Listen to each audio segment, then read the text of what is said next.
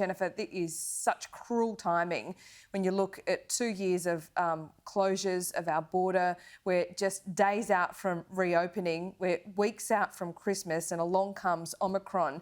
Do you accept the need, reluctantly, I'm sure, for this 2-week pause? I think on the 2-week pause, we accept that because these were, of course, the additional workers that were coming in, which we were very complimentary of the government for making that decision. I think the crucial thing, Laura, is that we have to hold our nerve here. We have to stay calm. We have to get the right information. We have to keep the momentum going on the domestic economy. Yeah. We shouldn't be going back into lockdowns. We should be assuring business that we're not going to be doing that. We should stay on track for the domestic border reopenings that are scheduled. We should signal to small and large businesses that will be going to local containment. But of course we need more information, and as we get that information, then we need to take the appropriate action. I think what business wants this time, Laura, is that actions are proportionate to the risk that's involved, as opposed to the chaotic set of rules we've seen across the Federation, different rules in different states. And more importantly, that we get the systems in place so that we can manage these outbreaks as they happen. There are lots of Greek letters in the Greek alphabet. Yeah. We know that there's going to be a lot of variations to this. So let's get the systems for a permanent industry-based quarantining arrangement that can flex up, flex down as circumstances change. Let's get the national permitting systems going. Let's make sure that we're clear about what are we going to do when we have to escalate health requirements. I mean, we know how to do this. We've done a pretty good job.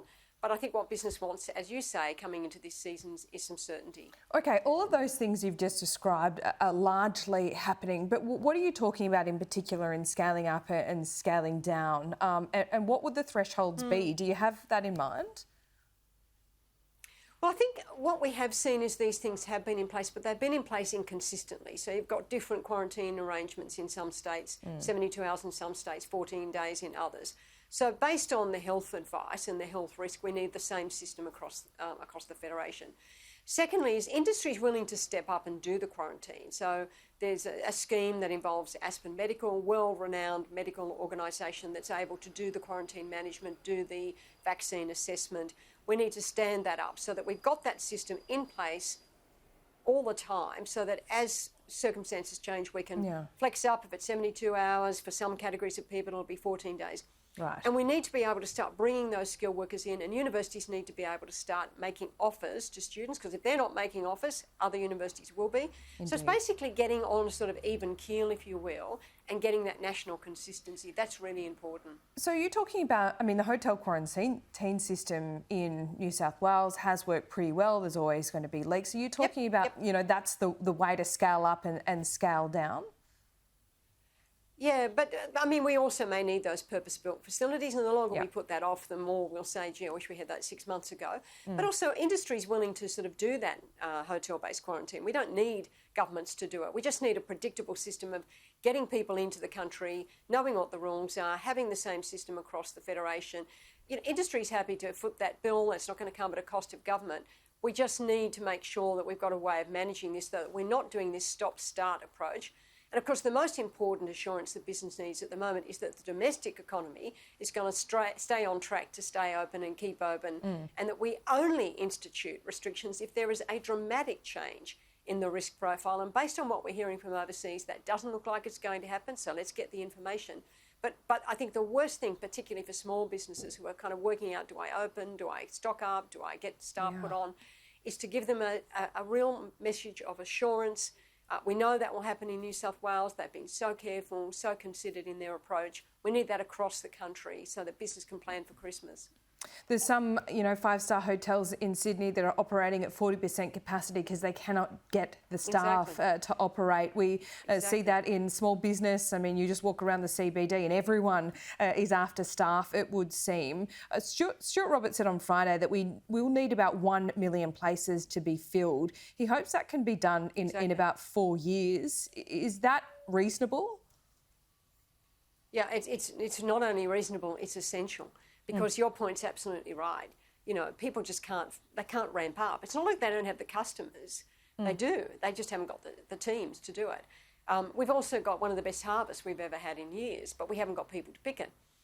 You know, we've got big projects that have just been put on hold because companies are telling me we just don't have the people to get this going, Jennifer. So we need a process that we can run on a kind of consistent, predictable basis, and that's where we need some sort of scheme that says, well, look, when we need to quarantine because it's either a vaccine that's not recognised or you get another variant and we need to take the precautions we need to take, we can still keep that flow of workers coming into the country. Yeah, and it is critically important. Just one final question. JobSaver, I think, ends today. This was something that was jointly funded by the New South Wales and the federal government.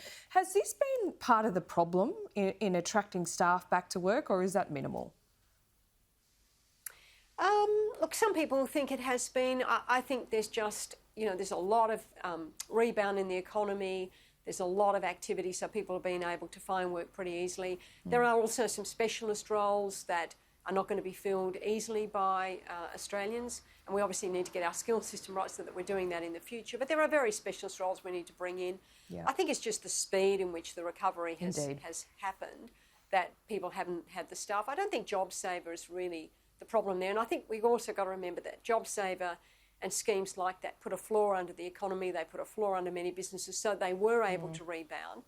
And going forward, we need to stand up those systems so that we can always put those things into place. JobSaver, disaster payments, pandemic leave, permitting systems across the country, because we've got a long way to go on this.